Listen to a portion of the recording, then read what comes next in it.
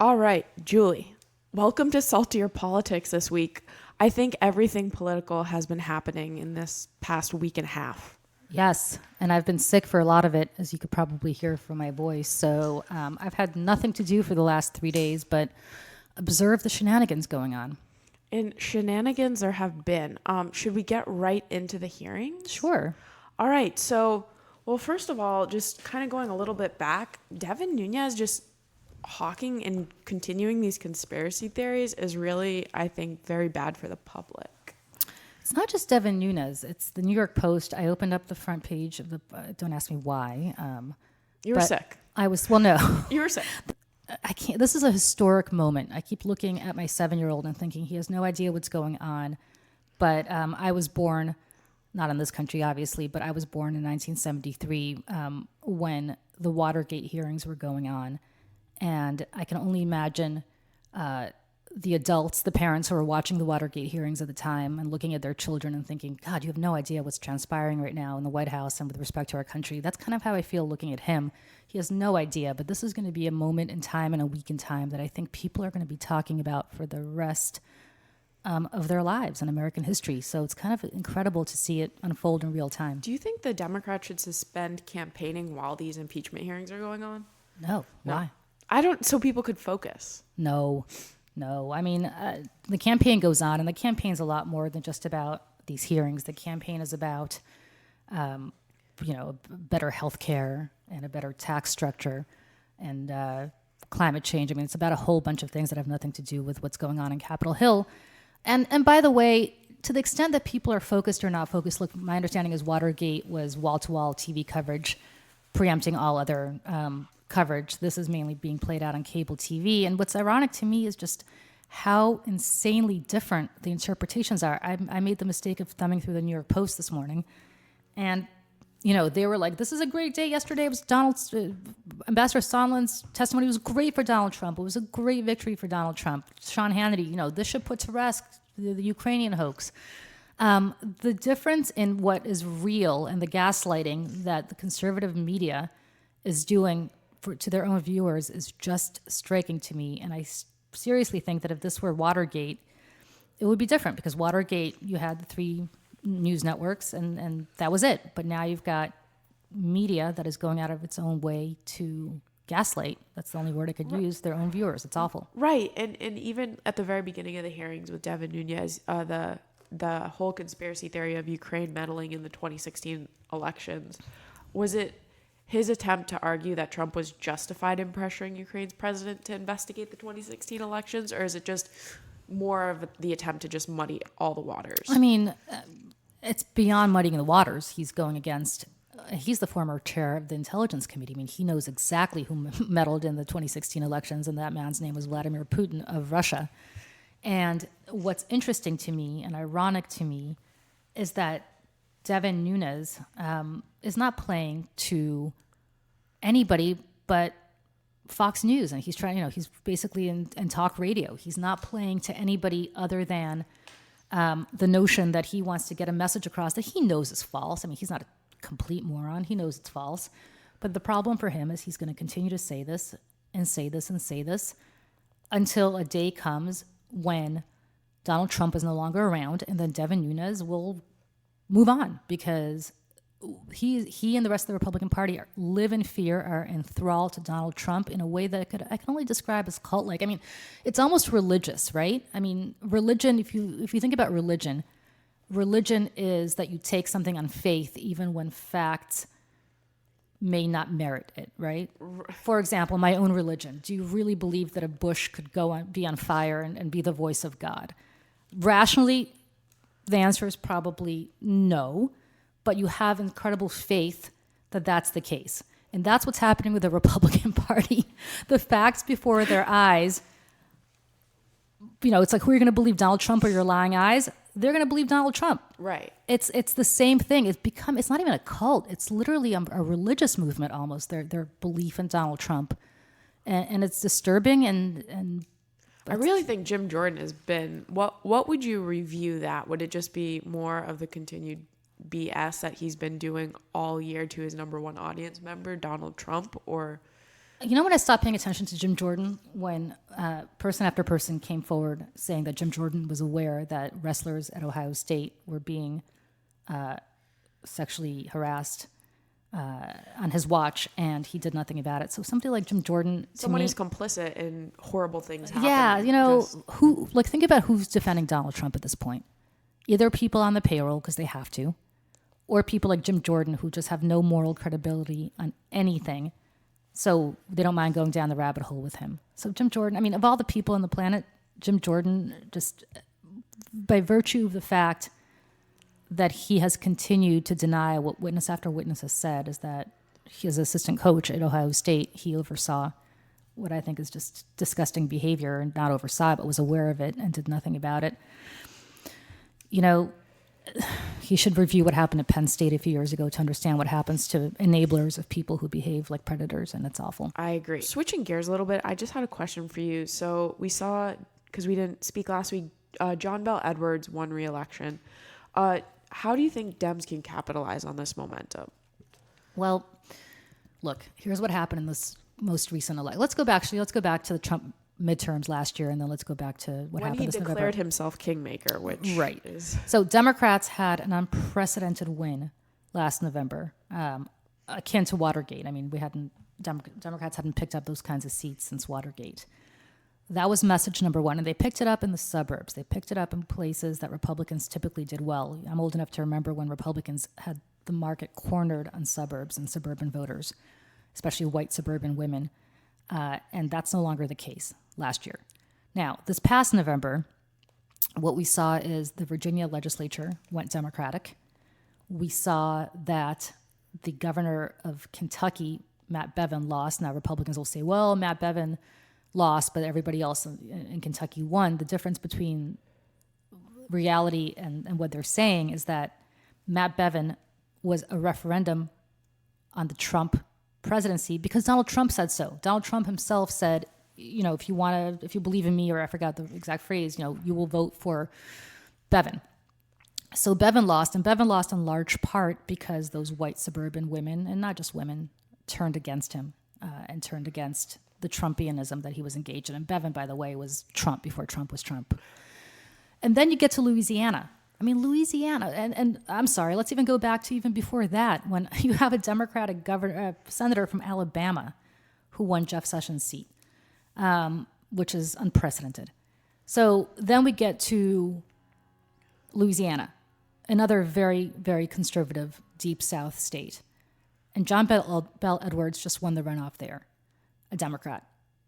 If I'm a Republican, I'm starting to wonder why I'm so terrified of crossing Donald Trump.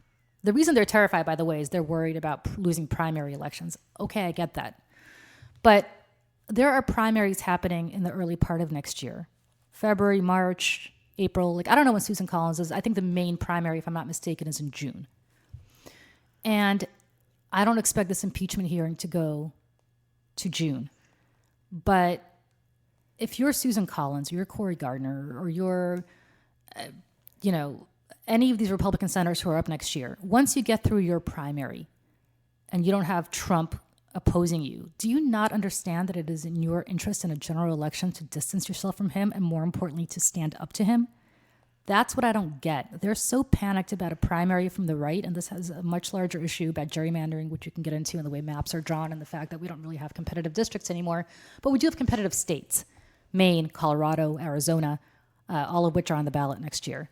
And I got to say, at some point, Republicans need to take a look at these numbers and realize they will lose to Democrats in states that they should never lose to Democrats. Kentucky's had back and forth governorship, but Alabama, really? I mean, Hal Helflin, I think, was the last Democratic senator from Alabama until Jones came about. And that was, I remember him, but you probably don't, Emily.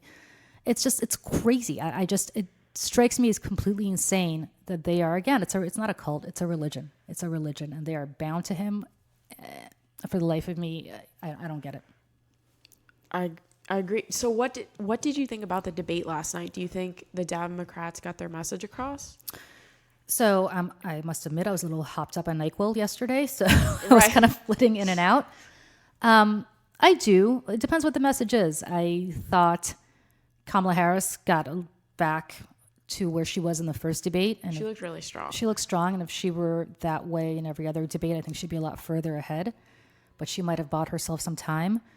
I thought Elizabeth Warren was strong just because she had so much time to speak. I thought that Cory Booker was very strong. And I thought a lot of them were strong. Biden, I was a little concerned. I think he sort of stumbled and was all over the place. He just had a lot of gaffes. Like, the problem with Joe Biden is if Biden were speaking the way Steyer or Yang or any of these lower level, lower tier candidates spoke, he'd be through the roof right now. But every time he has a debate, and people keep saying, well, he's not, strong in the debate stage, but okay, but that's campaigning, that's reality. I find when I was listening to him, it's when I listen to a friend who's learning a new language, or like I'm speaking Spanish to someone, I'm like waiting for the next word to be right. Yeah. And I was waiting for that with Yeah. Biden. Oh, that's a great analogy. But Ted Judge, by the way, may I repeat, was, I thought, really good as well. What do you think of Tulsi? So Tulsi is starting to get on my last nerve. Yep. Tulsi's starting to get on my last nerve for a number of reasons, not the least of which is Tulsi just seems to be in it to troll now. Right. Like, Tulsi is going for after... attention. Yeah, I mean, I don't even... Kamala Harris went after Tulsi, I guess because she was an easy one to go after without angering, the base. I think some people were offended that she went after Joe Biden the way she did in the first debate, so Tulsi's an easy one to go after. But Tulsi... At this point, Tulsi's just trolling. I mean, it's not that Tulsi's any lower. Look, Tulsi is exactly where Yang is, where Steyer is, where Booker's back and forth. A lot of these lower tier candidates are where Tulsi is, so it's not like she has no chance and the rest of them do. It's that she spends more time trashing everybody up on that stage. And Hillary Clinton, unbeknownst to me, I mean, why is she even bothering? Hillary Clinton's not even a factor. Right. Than she is doing anything else. Now, Hillary Clinton went after her, which I also don't get. I don't know why Hillary Clinton would give her the oxygen or the attention to do that. But look, Tulsi spent an awful lot of time being an apologist for Assad. And that's when the way Jim Jordan lost me in Ohio State is when Tulsi lost me on Assad in Syria. Right. Tulsi seems to be echoing a lot of Russian foreign policy. And I'm certainly not a neocon. I'm certainly not a interventionist the way Tulsi would say that people who criticize her are. I just simply think that there is something to be said for moral clarity and about calling things out the way they should be. And there's no question that Assad is a monster who's committing genocide. There's no question that Vladimir Putin is helping him do that. And see how easy it was to say that, Tulsi Gabbard? Not that hard. You should try it. I mean, go ahead and say it. Okay. So anyway, there is another issue that I wanted to talk with you about. And it is, have you heard about the Talyor Swift American Music Awards kind of controversy that's happening? So anyway, and I think it's an important story about women silencing and stuff like that. So anyway, on Thursday, November 15th, Talyor Swift took to social media and accused Justin Bieber's manager, Scooter Braun, and Big Machine Records CEO, Scott Borchetta, of keeping her from performing music from her previous records at the 2019 American Music Awards. And Scooter Braun's company acquired Big Machine Records, which was Taylor's former label, this summer. She took to Tumblr and said, "I just want to be able to perform my own music. That's it. I've tried to work this out privately through my team, but have not been able to resolve anything. Right now, my performance at the AMAs, the Netflix documentary, and any other recorded events I am planning to play until November of 2020 are a question mark. November 2020 is when she will gain the right to record her back catalog." Braun and Big Machine have given the all too familiar, quote, "shocked to see her statement" response. Swift had previously discussed incessant manipulative bullying from the two, and she'd allegedly received. So right now recently it was announced that she's able to perform some of her songs, but the scope isn't clear, and she's been having a lot of trouble with them. And she's been getting, I think, a lot of slack, but I think it's really great that she's coming out and putting all of this in the public. Yeah. So with Taylor, she's got the platform to talk about this, and myriad other people don't, and other artists don't. And the fact that she's using her platform to raise attention to this is key. Look, she wrote the music herself. She's obviously incredibly talented. She's not necessarily my cup of tea, but whatever. And she is I think it should be entitled to perform her music. And I'm not quite clear why or how she doesn't have the rights to her music, at least as a writer to begin with. I'm sure she does. But why she can't perform it? I mean, that's insane. And again, it's just the issue now that people are talking about how the harm of silencing women, the fact that she's able to put this out on Tumblr and to be able to talk about it so fans and other artists are aware of what's happening, and it's getting really important issues out there, which again goes to what you're doing, just showing the importance of being able to speak and being able to air what's happening. Now imagine if Talyor Swift, because I don't think there's been any litigation that's been dispositive yet. Imagine if Talyor Swift, upon signing her contract at the age of 16 or 15, however old Talyor Swift was when she first signed her contract, had to sign a contract that said, a clause tucked away in the contract, by the way, you will never discuss anything to do with this catalog publicly with anybody without first getting authorization from the owners of the catalog, right? Imagine if she had to do that, which, by the way, a lot of people have to do as a matter of course. She's 15 years old. She probably signed because she's just got a massive, deal. Like, what's she going to say? No, forget it. This is her shot. Yeah, this is her shot. I'm not going to sign. And I'm going to walk away and I'm going to take my music and I'm going to walk away and forget it. I mean, none of us would know who Talyor Swift was. Of course, Talyor Swift would have had to sign that, right? Right. As a condition of signing with whatever record label she signed with, whoever owned her catalog. Imagine how we would never know about this. Right. And that's what I think I'm fighting so hard against. And not just me, but a lot of other people. Gretchen Carlson's been doing yeoman's work in this issue.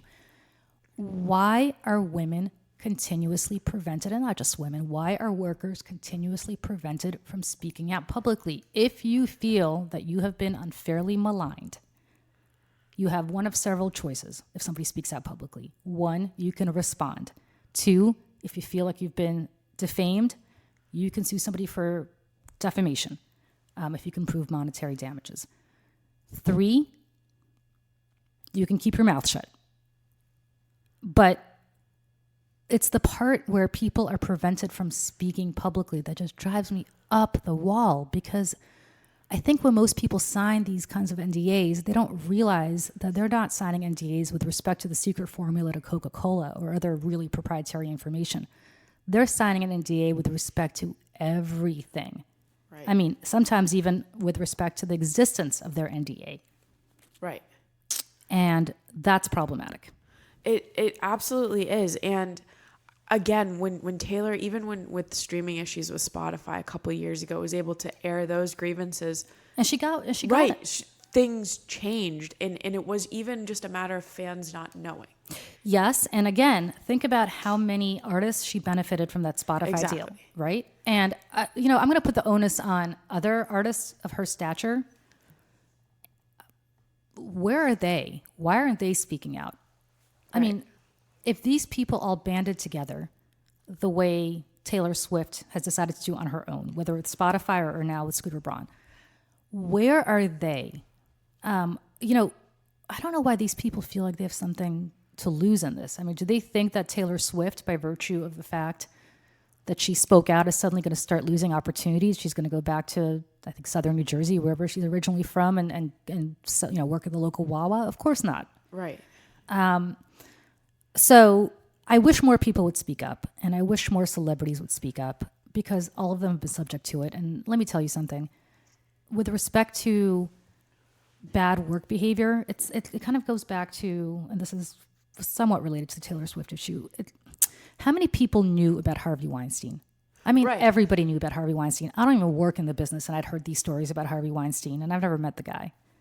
And I'd heard that repeatedly from people. And even in Catch and Kill, it was every time Ronan just talked to people outside associated, they're like, "Oh, Harvey, that's Harvey." And it was like everyone. Yeah, everybody knew about it. And then you have people like Meryl Streep, who I love and is a great actress, but was in a real position by virtue of her celebrity, by virtue of her establishment, to say, you know what Harvey Weinstein is doing is not right. And then, she's praising Harvey Weinstein as the king. And then she comes out after all the Harvey Weinstein stuff comes out and says, "Oh, I never knew this about Harvey Weinstein." I mean, come on, everybody. Again, I don't work in this industry at all. Right. My closest proximity to Harvey Weinstein is I lived about 3 or 4 blocks from him in the Village 10 years ago. But everybody knew about this. I can't imagine that these people didn't know about this. And yet nobody had the courage to speak up, and especially people who were established, like Talyor Swift is doing today, people who were established enough to be able to say something and have people listen to them and not be penalized. I can't imagine that I don't want to pick on Meryl Streep because I really do love her, but I can't imagine that somebody of that stature, Gwyneth Paltrow, somebody like that couldn't have stood up and said this and said, you know what, I'm just not going to work with Miramax anymore. And what was Harvey Weinstein going to do if enough women came forward and publicly said this 10 years ago, 15 years ago? What was he going to call Disney and call all his other friends at all the different studios and say, oh no, don't hire them, they're difficult to work with? Right. Which is what he did to lower level women, to less, prominent women. He's not going to do it to Meryl Streep. Right, he's not going to do it. Like he did it to Mira Sorvino, who was really remember she won an Oscar, she was really on track to have an explosive career. Suddenly she disappeared because of that. He called other people and basically Ashley Judd. I mean, the whole women are difficult to work with thing is my favorite. I mean, notice how that's always said about women. It's never said about men. Oh, or if it's said about men, it's like they're difficult to work with. So, you've got to figure out a way to work with them. I mean, everybody knew Bill O'Reilly was hard to work with at Fox, right? But nobody ever said, oh, Bill O'Reilly's hard to work with. Let's get rid of Bill O'Reilly. People were just looking at the results. They're like, wow, look at how many people are watching his show. It's not even that. Everybody was like, forgivable. Yeah, I mean, that's not even that. It was like, oh, he's hard to work with. So when you go into the studio with Bill O'Reilly, you got to really just make sure you treat him with deference and respect because he's a little, touchy. Like, imagine with a woman that being done. I mean, it's the whole, and when women become difficult to work with? When they speak up. Yep. When they say no. And not just about sexual harassment, but about toxic work environment, about anything that they don't want to do, not because it's not part of their job responsibilities, but because they don't want it to be part of their job. Like, women shouldn't have to sit there and smile and laugh and keep their mouths shut when they're seeing something toxic happen. But if a woman brings it up, oh, she's hard to work with. She's harsh. She's hard to work with. No. She's actually not hard to work with. In fact, what she wants to do is work with dignity. And a lot of people are preventing her from doing that. And that's the part that drives me up the wall, insanely up the wall. So good for Talyor Swift, to come back to your original thought, because I'm sure a lot of people are basically, look what they're saying about her, by the way, Emily, and you're more into this stuff than I am because you like Talyor Swift and I don't. But look at what, have you noticed? A lot of the artists, most artists are behind her, but the whole problem is like Justin Bieber is wholeheartedly supporting Scooter Braun. Of course, because Scooter Braun made him. Right, but it's a lot of like the trolls and the fans of the internet who are fans of him who are talking about how difficult she is. But for the most part, artists are behind her. It's not even that she's difficult. Here's what they're kind of the whisper campaign against Talyor Swift and what I've seen. She's difficult. Oh, Talyor Swift, she'll pick a fight with anybody. Right, she's doing it for attention. She's doing it for attention. Like, she's Talyor Swift. She doesn't need attention. Right. Like, she's doing it for attention. She just, she picks... Because this is what she wants attention on, not her album. Like the music. Yeah, she's picking a fight just to pick a fight. Look at all the other people she's picked a fight with. She's picked a fight with Kanye, and she's picked a fight with Kanye again, and she's picked a fight with Spotify. Now she's picking a fight with poor Scooter Braun. All this woman is doing is standing up for herself. And now suddenly she's being difficult. And oh, the sweet Talyor Swift that everybody knew, oh, she's really not that sweet. She's really not that, she's really not like that in real life. She's just a pretty awful person in real life. She's difficult to work with.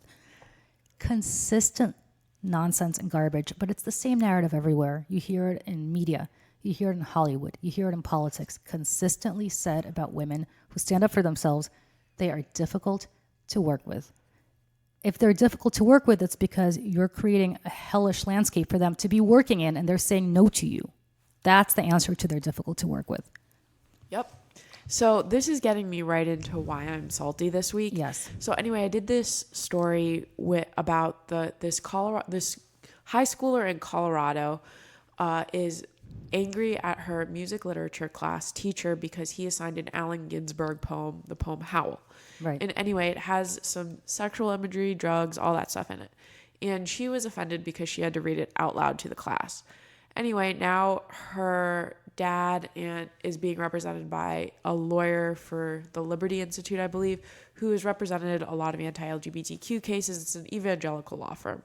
Anyway, her argument is that the parents, the school should have told the parents about this material in it. And I interviewed her dad and the lawyer, and I asked them, I'm like, the Bible talks a lot about prostitutes and breasts and all different things. So do you think now when teachers are teaching the Bible that they should, give warnings to parents about that? And he's like, sure. And they're also equating it to being like having this girl have to read this out loud in class. How is that possible in the Me Too movement, in the Weinstein era? And I'm like, how are you equating this to Me Too? Are they being triggered? The same people who want safe spaces, are they being triggered? They're being, right. It's a little snowflake-ish if I have to use their own language, but it's making me so salty because the wrongness of this. If you're going to be moralistic on this issue, you should be moralistic on this issue in every way. So, for example, there is some serious controversy now about reading Huck Finn, because the N-word is used in Huck Finn all the time. And, for example, The Merchant of Venice, which is very anti-Semitic, with Shylock, and that's a Shakespearean play for anybody who doesn't know. The Great Gatsby has a lot of anti-Semitic imagery. A lot of literature throughout human history, and great literature. Oliver Twist, good God, I love Oliver Twist, but they refer to Fagin, the villain Oliver Twist, as the Jew. Dickens just refers to him as the Jew. And he's a villain in the very, with a hooked nose and all he cares about is money. It could not be more stereotypical. So the question is, do you send a trigger warning to parents and to students for everything? Public school, which makes me mad. Or do you just say, look, this is reality.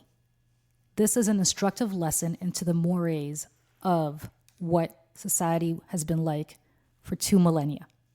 Right. And not 2 millennia, for the existence of society. The reality is you will have provocative books. All great books are provocative. All great books are uncomfortable. I have yet to read a truly great novel that is not that's memorable. That doesn't make you feel uncomfortable. Right? I think... Because it makes you rethink... I've said this before. I think Lolita by Vladimir Nabokov is one of the greatest novels of all time. It is about an awful subject. It is about pedophilia. But it makes you think about the gay... It makes you... everything. But it makes you think... But it makes you think about... Not about pedophilia. You understand that pedophilia is awful and you cringe as you're reading the book throughout. But you shouldn't have a trigger warning about that book. Consistently. You think about, let me pick a movie, Gone with the Wind, considered one of the greatest movies of all time, right? Makes African Americans either look dumb and incompetent or happy about the fact that they're slaves, right? There's not one unhappy African American in that entire book. Everybody's very happy to be a slave.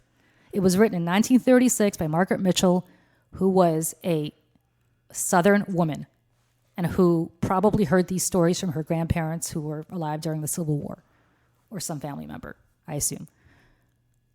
Of course it's not true to life, because of course we know that that's not the African-American experience down south at all. Right. But nevertheless, this is considered one of the greatest movies of all time. You shouldn't have a trigger warning. No. You should just understand enough about history to understand this is not real life. And you're so right to be triggered by this. Allen Ginsberg wrote a poem. Right. So what? Allen Ginsberg wrote a poem about breasts and about things that, by the way, as women, we have. Right. And also I asked, do you or do your friends watch Game of Thrones? And she said, yep. Okay. So all of these themes, incest, rape, sex, nakedness, that's all very much in the popular culture that you're around. And the dad is like, no, well, I can control whether or not she watches that. It's First of all, good luck to the dad controlling that, but okay. Right. But it's but that's the whole point. I can control whether she's watching that. And girls shouldn't be exposed. And then it's this whole idea of, women not being able to hear this kind of language or be exposed to that, which is just also a whole nother set of triggers, which... Okay, does he think And it's like, again, you can't be around like the Game of Thrones culture and not hear people talking about it and seeing it. So it's there. So the fact that in a class, in a controlled setting, that you can't talk about and go through a poem line by line. I mean, what I don't get is like, would women be exposed? Should women be exposed? Well, not women. Should students be exposed to any difficult literature? Right. I just mentioned school. At school. I just mentioned a whole bunch of classic books. Right. Like one of the books that I read in high school was "Cry the Beloved Country," about apartheid in South Africa. Really uncomfortable. Really, really, really bad. Should people be exposed to the way Black people were treated in South Africa? Because if I'm African American, I might have a problem with that. Right. Of course they should, because that's what happened. I mean, another book that I read in high school was Grapes of Wrath. You have a woman nursing at the end her not dead baby, but a grown family member, because that's the only way they could get food. Really uncomfortable. She whips out her breast and she feeds, I believe it's her grandfather or grandmother. It's been about 35 years, so I can't remember. But should we not talk about that? That was a way some people had nourishment during the Great Depression, or at least that's what John Steinbeck told us. I mean, we absolutely should talk about where do we stop? No, and that's the thing. And the whole idea, especially when the lawyer brought up Weinstein and the Me Too movement, it's like education and knowing, again, to our point that we've been making for the past couple of weeks and forever, is education and knowledge is important. So hearing about these things and having a vocabulary to know what's out there and to hear is not a bad thing. It actually helps. Well, just because I read about like a rape doesn't mean now, I have an idea. Well, I'll go a step further. Just because we hear the president, and I'm about to say something out loud that I've never said, but just because we have a president talk about grabbing somebody by the pussy, and God, I hate that expression, but right. Should we not hear about that? Because heavens to Betsy, this high school girl might actually hear the word pussy. Right. Heavens to Betsy. I mean, should the press not cover it? Should we have just let it go because of it? At which point are you going to realize that your high school students are only... Your only job as a parent, I truly, truly, truly believe this. You aside from keeping your kids healthy and safe, and which are obviously not small asides, but is you have to educate your children, provide them with the best education possible, and then you have to explain to your children what you consider to be morally acceptable and not. And I'm Jewish. I hope to God my son is going to be shortly reading Oliver Twist and other Dickens novels. I hope he's going to go through the whole Shakespeare canon, including Merchant of Venice. I hope he reads The Great Gatsby. All of those are truly anti-Semitic books. And you know what the difference is between me and somebody who's going to say, I can't have him read that because I don't want him to know that existed? He's going to understand this existed. And he's going to understand that it's not right, but he's going to understand that this is part of great literature, and that is what was acceptable at the time and no longer is. And that's all. That's all you can say. What else can you do for your kids but expose them to as much as you can possibly expose them? I actually have no problem exposing my son to, and a lot of people would disagree with me, to bad language, because he understands he shouldn't use it, but so it doesn't shock him when he hears it. Right? He just knows, but he doesn't use it. And he knows the language, and now it's like, now think of an alternate word to say when you're mad. Yeah, and by the way, to his credit, he does not use it because he understands this is not language that you should use. But he is aware that it exists, because if he weren't aware that it existed, he's going to go to college and hear the F word for the first time? Like, what planet are these people living on? Right. I don't get it. It's a completely alternate reality. I don't get it. All right. Can I tell you what I'm salty about? Yes, please. And I'm actually going to do this as a mini clap back. Yes. If you don't mind. So I tweeted out a little thread yesterday, which started with this. Media, please stop saying that Lieutenant Colonel Vindman is quote unquote Ukrainian-born. He is Soviet-born. Yes, he was born in what is now an independent Ukraine. Not the Ukraine, by the way, just Ukraine. But Ukraine's geopolitical status today bears little resemblance to the Soviet Union, from which Vindman and his family immigrated. I was born in Moscow, but I'm not Russian-born. I'm Soviet-born. Like me, Vindman was a Soviet Jew. Trust me when I say that Soviet Jews in the 1970s had little reason to be loyal to their homeland and have no reason to be loyal to its successor, independent nations. Anyway, and I went on and on. So somebody named Rick Cornerford tweeted back to me, Julie, being born, and not just to me, I'm sorry, Biana Golodryga, who is at CNN, retweeted my thread. And so he tweeted to both of us, which is relevant because I mentioned her in the subsequent follow-up. He tweeted back, Julie, being born in a prison of nations, the Soviet Union, doesn't rob you of your ethnicity. Russians, Ukrainians, Georgians are still those things.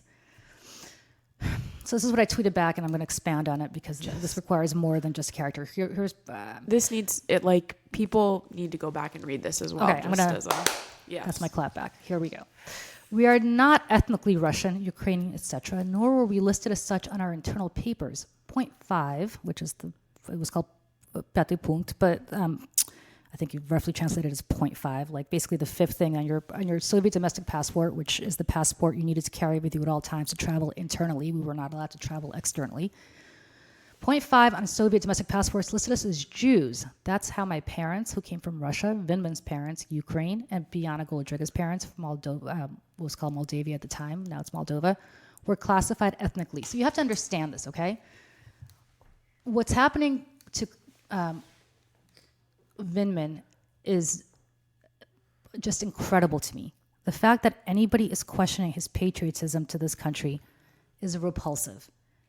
He was born in, yes, technically what was then the Ukrainian Soviet Socialist Republic. But that's like saying, oh, I'm not American because I was born in Georgia, the state of Georgia, or I was born in Kentucky. He was Soviet. It didn't matter that he came from Ukraine. He was Soviet. And what the Soviets did with the Russification under Stalin and subsequently was force Russian culture on everybody. So especially with the Ukrainians who were Slavic, the same way Russians were. They were not preserved. Their Ukrainian culture was not necessarily preserved. There was really not much ethnic difference between Ukraine and Russia. And in fact, you had leaders of the Soviet Union who were Ukrainian. But the difference is this. Ethnically, though I was born in Russia, I am not Russian, nor did the Soviets or the Russians today consider me to be Russian. Neither is Vindman, neither is Biana Golodryga. We were all Jews. Ethnically, that's how they considered us. And that's how we are considered today. And in fact, if you speak to somebody from the Soviet Union, and they're speaking about somebody, and they're saying they had what they would consider to be almost an interracial marriage, they would say, oh, she's Jewish, but her husband is Russian, right? It would be like, oh. This is so important, yeah, by the way. Like, they didn't consider us to be Russian or Ukrainian. It was literally an interracial marriage. Oh, yeah, she married somebody who's Jewish, but he's Russian. So it wasn't Russian Orthodox. It wasn't a religious thing like they were Russian Orthodox. It was ethnically, they were Russian the same way, oh, she's white, but she's married somebody who's African American. I mean, literally, it was considered, and I believe to this day, considered to be the same thing. So if anybody thinks that a man whose family underwent that kind of torture for all these generations, and I mean it was really generations, who finally decided in 1979, as did my parents, to leave everything behind, their family behind, their livelihood behind, their language behind, their home behind, everything, at great peril to themselves and to the family that remained, because believe me, the family that remained was retaliated against. I know this from personal experience. To come here to this country and raise 2 children, if not 3, I don't know about his other brother, but his twin brother and he, I think his third brother as well, all went through ROTC, were all in the military, have dedicated their lives to this country. The man has a chest full of ribbons on behalf of this country. To question him is really equivalent to questioning, I don't know, Henry Kissinger. Do you think Henry Kissinger was loyal to Germany when in 1933 he fled the Nazis as a German Jew? Did anybody ever say, oh, Henry Kissinger, he can't be the NSC advisor or he can't be Secretary of State because, he was born in Germany and he fled Germany as a teenager. And yeah, we know he fled from the Nazis as a Jew, but you know what? Secretly, he's really still loyal to his ethnic country. He wasn't an ethnic German. He wasn't a Prussian. He was a Jew. And that's what they're saying about Vindman. It is just completely ignorant of of European culture and of European history. And that's, it goes back to your point, Emily, about people needing to be exposed to this. Yep. That's why I'm such an advocate of people reading Mein Kampf, which, by the way, is the most triggering book you can possibly read. Because you have to understand the mentality that existed in the 20th century, in the early 20th century, when it comes to this kind of stuff. I mean, I remember the night that we left, so I'm going to go on a tangent here for a little bit, but I remember the night that we left the Soviet Union. It's February 15th, 1980. And I was 6 years old. And I remember this like it was yesterday. Our flight, I believe, was in the morning to Vienna. And we had people come to my parents' house to see us off, including my grandparents, who, when we were told we would never see them again. So it was just me and my parents, and everybody who came, we understood this was the last time we were ever going to see them. It turned out that the Soviet Union collapsed, and we were ultimately reunited with my grandparents 10 years later. But at the time, I didn't know that. I was a little kid, and neither did my parents. I was told repeatedly, say goodbye, you will never see anybody in this room again. And what's so disturbing about what they're saying right now is a lot of people didn't come to see us off because they were afraid. And I have some cousins that I'm very close to who now live in Germany who didn't come to see us off because they were afraid of retaliation by the KGB, because obviously they assumed we were being surveilled. And my father still hasn't forgiven those cousins for not being courageous enough to see us off. I actually have no problem. I understand why they didn't. But the reason I say this is the system that Vindman came from. Does anybody really believe he'd have any loyalty to something like that, as opposed to the country that he took the guy almost died in Iraq. He has a Purple Heart on behalf of this nation. And they're somehow questioning his patriotism because the Ukrainians offered him a defense minister position, which he didn't take seriously. Vladimir Putin could show up here tomorrow, I doubt he would, and tell me that I could be his prime minister, and I'd laugh him out of the room. A few years ago, maybe about 10, 15 years ago, I got a very bizarre letter from the Russians basically saying I could have my Russian citizenship if I wanted it. I laughed. Who wants to be part of that country if you come from the experience that we came from? So believe me when I say that nothing on earth has made me salty is what I saw the Republican counsel do to Vindman when he testified this week. It's absurd. It's offensive. To say that they should apologize doesn't even begin to cover it. This is a stain on the Republican Party that enabled that kind of line of questioning that will far outlive Trump. It is a stain. And any Republican with half a conscience should speak up about it and say that they disassociate themselves from that line of questioning. And if they don't, history will judge them really harshly. And not just history, but I mean contemporary history will judge them really harshly. I think that is a powerful note to end on. That's anyway, really good. This is called being on NyQuil and DayQuil for way too many days, and now I've got all this stuff pent up. No, this is great. Happy Thanksgiving. Happy Thanksgiving. So, what are you doing for Thanksgiving? I am actually gonna go home to Florida. Very nice. Yes, hopefully be like 50 degrees warmer. So that's what I'm most looking forward to. I'm going home to the great Garden State of New Jersey. To celebrate with my parents, and I'm actually very excited to have a few days off. Hopefully the phone will not ring. I'm sure it will. That's actually why I love Christmas so much, because that's the one day nobody ever bothers you. Anyway, happy Thanksgiving, everybody. Have a great weekend, and we will catch you soon. We'll come back with all the salt. Yeah.